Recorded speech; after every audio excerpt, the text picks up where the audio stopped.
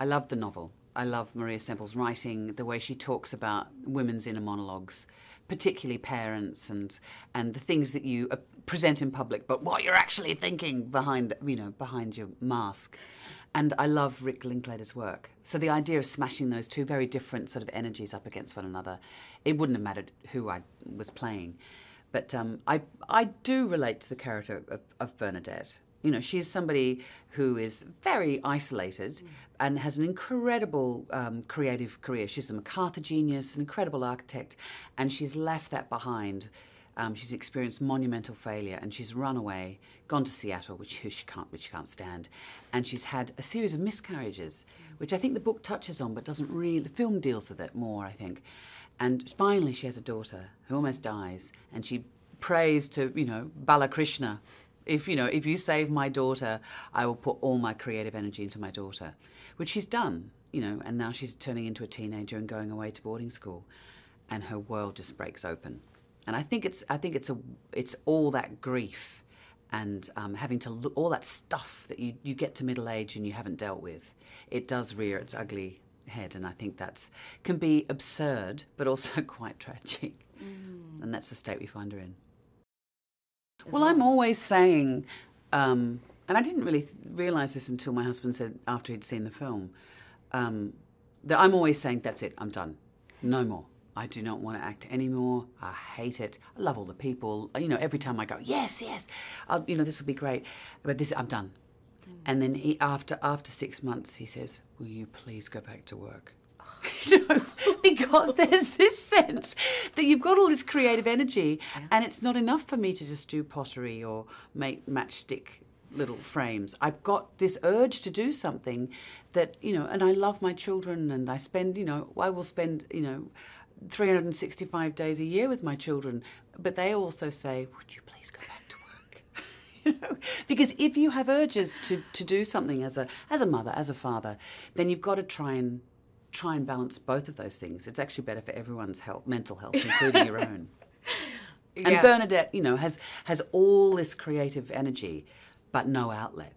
And so what happens is it turns into rage at traffic congestion and idiocy of parents, the other parents at the school, or her neighbours' curtains or corn chips, all these stupid things that you wouldn't bother a person who was kind of perhaps not as depressed and someone who was able to look at themselves, but Bernadette isn't.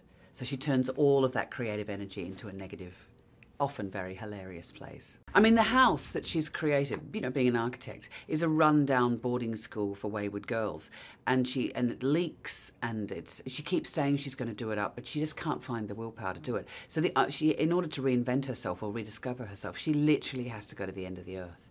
And I suddenly remembered after doing the film that in Frankenstein, he chases the monster to the Antarctic. So the Antarctic has this sort of, in a literary context, it has this place where it's the end of the earth. It's the last place on earth you can go before you jump off and kill yourself.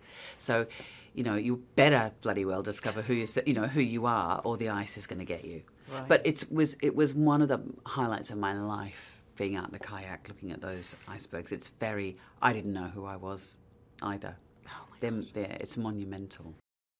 Not long after we shot the film, and there's actually footage of it in the credit sequence, the British Antarctic station had to be moved because the ice shelf on which it was standing was so precarious. So they had to move it, and then and that's something that's having to happen more and more.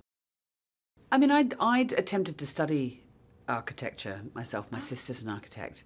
I mean, there's many female architects who I greatly admire. I mean, Elizabeth Diller, for one, who's led the Broad and the evolution of what's the Shed and the Hudson Yards in New York. But it's more, I thought of Bernadette as a creative entity. She could have been a sculptor. She could have been, an architect or a painter or an actor.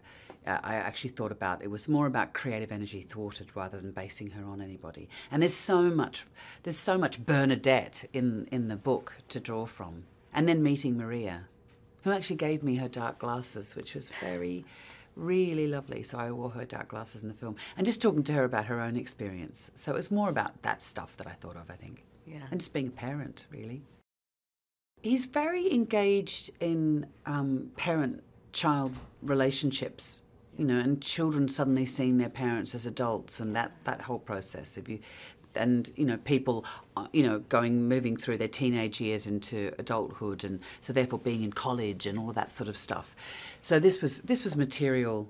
It was like the flip of boyhood in a way. Yeah. That was a, mother-son, and this is a mother-daughter relationship. But he's great, and he loves rehearsing. He loves talking everything through, so that when you get to shoot, the script is absolutely rock solid, and then you've got to make it look like it's fresh and happening for the first time. But he was great. He's so interesting, and his energy is very, very laid back, but it masks this real. He's very meticulous. Whereas, Maria's energy is quite heightened, but she's equally meticulous. So, they're very similar, but at the same time quite different.